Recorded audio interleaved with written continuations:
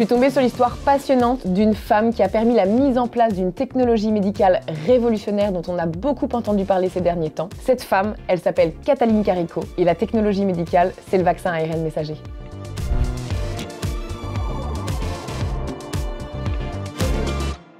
Katalin Karikó, elle naît en Hongrie, c'est une enfant qui est hyper studieuse et depuis toute petite, elle rêve d'être biochimiste. Donc elle va tout faire pour y arriver et c'est comme ça qu'elle intègre une université en Hongrie hyper prestigieuse qui lui permet d'assouvir son rêve. Et donc une fois à l'université, elle va se passionner pour cette molécule qui est l'ARN messager sur laquelle énormément de scientifiques sont en train de travailler partout dans le monde. Juste pour rappel, cette molécule a été découverte en 1961.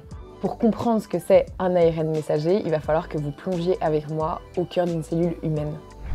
Notre corps, il est fait de cellules. Et toutes ces cellules, elles contiennent des plans de fabrication de protéines qui sont essentiels pour que justement elles puissent exister, survivre et accessoirement nous faire vivre. Et c'est dans la fabrication de ces protéines que l'ARN messager intervient. Ces plans de fabrication, ils sont contenus dans notre ADN, au niveau des gènes. Et comme c'est très précieux, ils sont en quelque sorte gardés dans un coffre-fort qui est le noyau de la cellule. Mais pour fabriquer ces protéines, il va bien falloir qu'on sorte du noyau. Je vais essayer de faire une petite analogie pour que vous compreniez.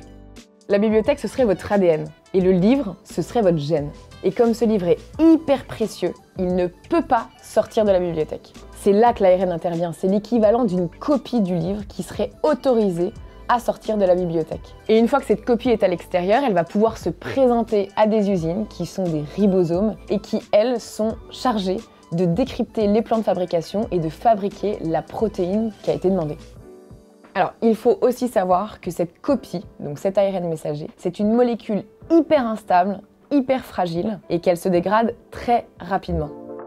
Donc, vous l'avez bien compris, les ARN messagers, on en a déjà naturellement, ils sont présents en nous et c'est grâce à eux qu'on va pouvoir se battre contre des virus, c'est grâce à eux qu'on va pouvoir régénérer nos cellules. Ce sont des éléments qui sont vitaux. Revenons à notre pionnière. Donc Katalin, elle étudie dans son université en Hongrie et puis un jour, faute de moyens, elle se fait licencier. Donc il va falloir qu'elle trouve une structure universitaire qui puisse l'accueillir pour qu'elle puisse continuer ses recherches au sujet de l'ARN. Et là, elle va demander à plein d'universités en Europe et rien ne fonctionne, personne ne peut l'accueillir, sauf une située aux États-Unis et qui est l'université de Pennsylvanie. Donc elle décide de déménager et la voilà partie de l'autre côté de l'Atlantique. Il faut savoir qu'en parallèle, il y a énormément de découvertes qui sont faites au niveau de cette molécule. Par exemple, on va être capable de synthétiser de l'ARN messager en laboratoire. Et ça, c'est une étape hyper importante dans l'histoire. Et donc Katalin arrive à l'université de Pennsylvanie. Dans sa tête, elle se dit que si on arrivait, par l'intermédiaire d'un vaccin, à injecter de l'ARN messager dans des cellules humaines, donc proposer des plans de fabrication sur mesure de protéines à des hommes, ça ouvrirait un potentiel énorme au niveau médical. Le problème, c'est que à cette époque, tout le monde se concentre sur l'ADN et non l'ARN messager. Pourquoi ? Parce que l'ADN, c'est une molécule qui est très stable. Et surtout, elle ne se dégrade pas aussi facilement et aussi rapidement que l'ARN. Et puis à l'époque, il y avait énormément de financements qui étaient déjà en place pour justement faire des recherches au niveau de l'ADN. À long terme, on misait tout sur l'ADN parce qu'on croyait aux perspectives qu'elle pouvait apporter. Et puis la communauté scientifique à l'époque pensait qu'il y avait plus d'intérêt économique à étudier l'ADN plutôt que l'ARN messager. Mais Katalin, elle ne se décourage pas et elle continue ses recherches. C'est-à-dire qu'elle va faire des expériences. Elle va injecter de l'ARN messager chez des souris et elle se rend compte qu'à l'injection de l'ARN messager, la réaction inflammatoire qui est provoquée est telle que les souris ne résistent pas, elles meurent. Et à partir de ce moment-là, tout le monde pense qu'elle est complètement folle. Toutes les personnes qui l'entourent, ses collègues, ses chefs lui disent qu'elle fait n'importe quoi, que ses résultats sont complètement hasardeux. Elle se voit refuser des bourses, elle se voit refuser ses articles. Et puis là, elle s'embarque dans une traversée du désert, quoi. Jusqu'au jour où même l'université de Pennsylvanie lui dit en fait on va te mettre un ultimatum, soit tu arrêtes tes recherches sur l'ARN et tu restes avec nous, soit on va être obligé de te rétrograder et diminuer ton salaire pour que tu puisses rester et qu'on puisse te faire une place au sein de notre université. Elle accepte ces conditions. Mais 2 ans après, autour d'une photocopieuse, elle va rencontrer Drew Weissman, qui est médecin immunologiste et qui va donner un nouveau souffle à sa carrière. En fait, Drew, il va lui dire « Mais moi, ton travail, j'ai lu ce que tu as fait, je sais qu'il y a un fort potentiel et j'ai envie de bosser avec toi et j'ai envie qu'on trouve une solution pour justement que cet ARN messager soit accepté par l'organisme humain. » ils vont résoudre deux problèmes. Ils vont modifier la structure de l'ARN messager pour justement enlever la réaction inflammatoire qui avait été provoquée chez la souris lors de son expérience. Et en plus de ça, ils vont trouver un moyen d'englober l'ARN messager dans une capsule lipidique de manière à ce qu'il puisse pénétrer plus facilement dans les cellules et qu'il soit dégradé beaucoup moins rapidement. Et là, c'est bingo. Ils réussissent. Ils déposent un brevet, mais ils le déposent sous la coupe de l'Université de Pennsylvanie. En 2006, l'Université de Pennsylvanie revend le brevet à une biotech américaine qui s'appelle CellScript pour 300 000 $, tout en privant les droits d'accès à Katalin Karikó et à Drew Weissman. C'est pas très cool pour eux, quoi. En 2010, il y a une start-up qui s'appelle Moderna qui rachète les licences du brevet à CellScript.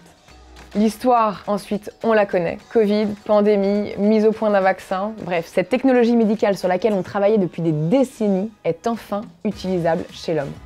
Aujourd'hui, ça ouvre des perspectives vertigineuses en termes de traitement thérapeutique. Et donc je suis allée un peu fouiller pour savoir dans quel domaine cette technologie médicale, donc le vaccin ARN messager, peut être envisagée à long terme.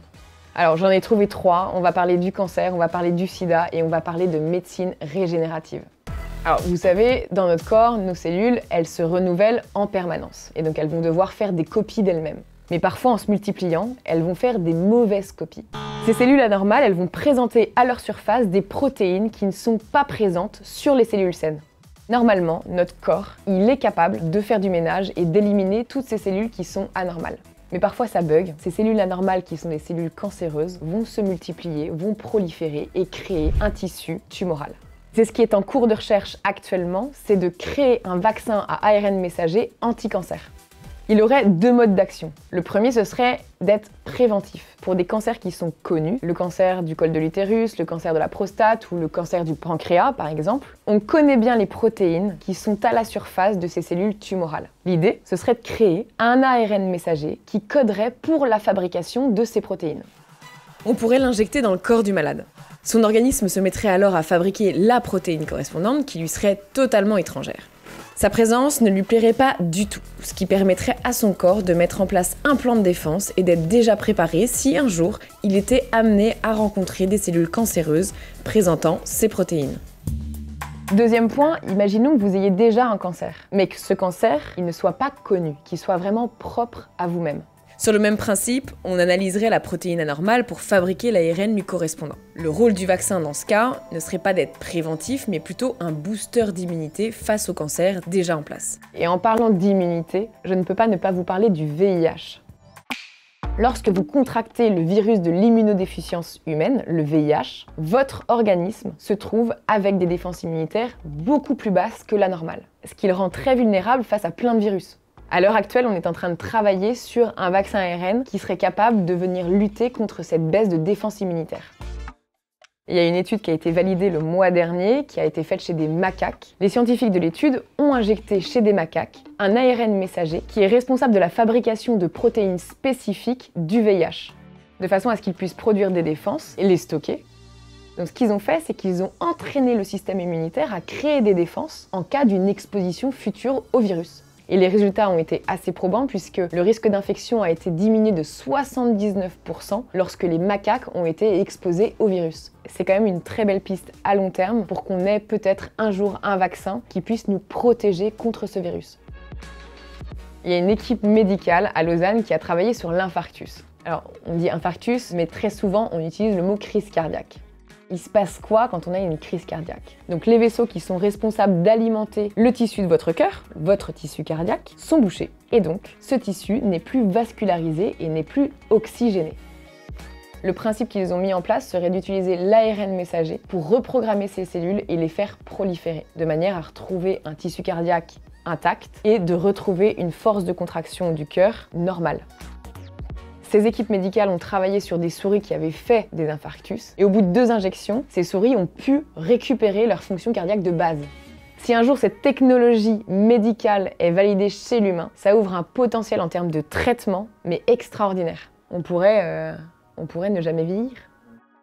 Alors l'histoire de Katalin Karikó, je la trouve fascinante et je me dis que cette dame a été douée d'une certaine persévérance, d'une certaine pugnacité et elle a toujours suivi son instinct pour justement travailler sur cette molécule qui l'a menée à une découverte scientifique majeure qui a été révolutionnaire pour l'humanité.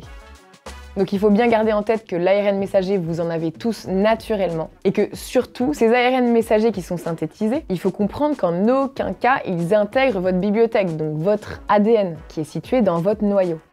Et cette technologie médicale, elle ouvre un champ des possibles extraordinaire et notamment face à des maladies dont on n'a pas encore les traitements. Et vous, quelle maladie vous souhaiteriez voir disparaître? Écrivez-le en commentaire, je vous répondrai. N'oubliez pas de liker et de vous abonner à la chaîne. On se retrouve très rapidement pour une prochaine notif. Salut les stringos!